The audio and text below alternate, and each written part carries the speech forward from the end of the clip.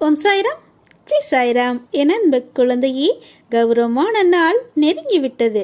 உங்கள் வாழ்க்கையில் என் அற்புதங்களை அனுபவிக்க காத்திருங்கள். உன் பிரச்சனைகளை குறித்து கவலைப்பட்டது போதும். என் அன்பு குழந்தையே, இனி கவலை, துன்பம் உன்னை நெருங்காமல் நான் உன்னை பாதுகாப்பேன். உன் கட்டுப்பாட்டில் எதுவும் இல்லை. கடவுள் அனைத்தையும் செய்கிறார். மற்றும் பொறுமையாக மட்டும் இருங்கள். உங்கள் அனைத்து பிரச்சனைகளும் மறைந்துவிடும். அதில் நான் வேலை செய்கிறேன். பொறுமை காக்கவும். விரைவில் நிறைவு பெறும். நான் உங்கள் அனைவரையும் பக்கத்தில் இருந்து பாதுகாப்பேன். இந்த சாயப்பாவின் குரலை கேளுங்கள். உங்கள் வாழ்வில் மகிழ்ச்சியான செய்தி காத்திருக்கிறது. விரைவில் அந்த செய்தி உன் செவிகளில் வந்தடையும். நீ எல்லாரையும் விட வித்தியாசப்படுகிறாய். பிறரை விட எனது குழந்தையாகிய நீ மிகவும் வித்தியாசப்படுகிறாய் என்று பிறர் உன்னை பாராட்டும் வகையில் இருக்கும் உனது நடவடிக்கைகளால் என் மனமும் என் உள்ளமும் மிகவும் மகிழ்ச்சி அடைகிறது.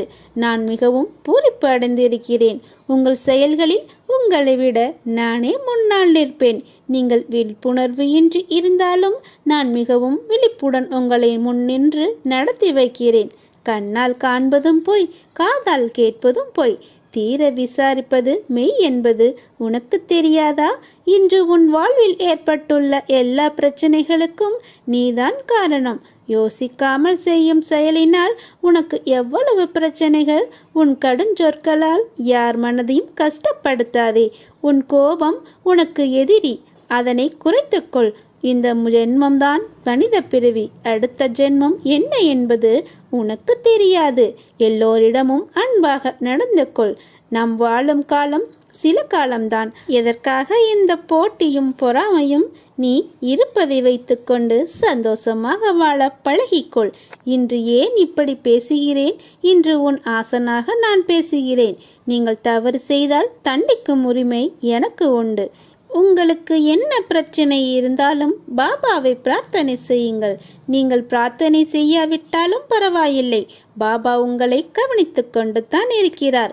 உங்கள் மேல் அக்கறையுடன் தான் இருக்கிறார் என்பதை மட்டுமாவது நம்புங்கள். உளமாற நம்புங்கள். அப்புறம் பாருங்கள் உங்கள் வாழ்வில் நடக்கும் அற்புதங்களை. நம்பவே முடியாத ஆச்சரியங்களை. ஆமாம், அதுதான் பாபா நமக்கு செய்திருக்கிறார் என்று உமக்கு தோன்றும். இவ்வளவு பெரிய அதிசயங்களை நம் பாபா நமக்காக செய்திருக்கிறாரே என்று உன் மனம் பூரிப்பு அடையும். நீ மகிழ்ச்சி வெள்ளத்தில் குதிப்பாய். தலை கால் புரியாமல் தவிப்பாய். உனக்கு நல்லது நடக்க வைப்பார். ஆனால் நீ அவரிடம் வைக்க வேண்டியது நம்பிக்கையும் பொறுமையும். அதற்கான பலன் நிச்சயம் அவர் தருவார். அவர் மீது நம்பிக்கையற்று மட்டும் நீங்கள் அவரை வணங்கக்கூடாது. அவர் மீது நீங்கள் நம்பிக்கை வைத்துவிட்டால் நீங்கள் எங்கு இருந்தாலும் எதை செய்தாலும் அவை எல்லாவற்றையும் அவர் அறிவார். உங்களை ஆட்டுவிப்பவர் அவரே. எல்லாவற்றையும் படைத்து காப்பவரும் அவரே. உலகத்தின் ஆதாரம் அவரே.